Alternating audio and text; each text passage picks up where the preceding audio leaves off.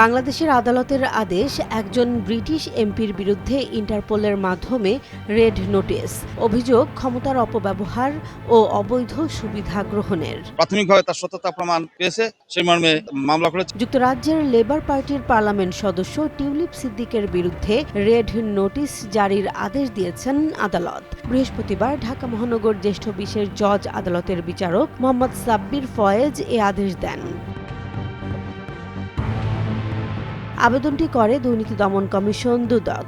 সংস্থাটির দাবি, রাজধানীর গুলশানে একটি ফ্ল্যাট অবৈধভাবে গ্রহণের অভিযোগে তার বিরুদ্ধে মামলা রয়েছে এবং মামলা দায়েরের আগেই তিনি দেশ ত্যাগ করেন।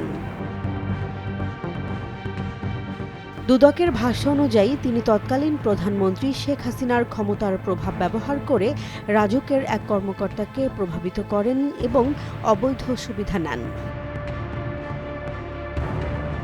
আদালতের আদেশ অনুযায়ী আন্তর্জাতিক পুলিশ সংস্থা ইন্টারপোলের মাধ্যমে রেড নোটিশ জারির প্রক্রিয়া শুরু করে। রেড নোটিশ সরাসরি গ্রেফতারি পরোয়ানা নয়, তবে সদস্য দেশগুলোকে সংশ্লিষ্ট ব্যক্তিকে শনাক্ত ও আটকের অনুরোধ জানায়। এখন নজর থাকবে ইন্টারপোলের পরবর্তী সিদ্ধান্ত এবং আন্তর্জাতিক আইনি প্রক্রিয়ার দিকে। অভিযোগ প্রমাণ না হওয়া পর্যন্ত আইন অনুযায়ী সবাই নির্দোষ। জেসমিন জাহান, নিউজ ডেস্ক, জনবাণী।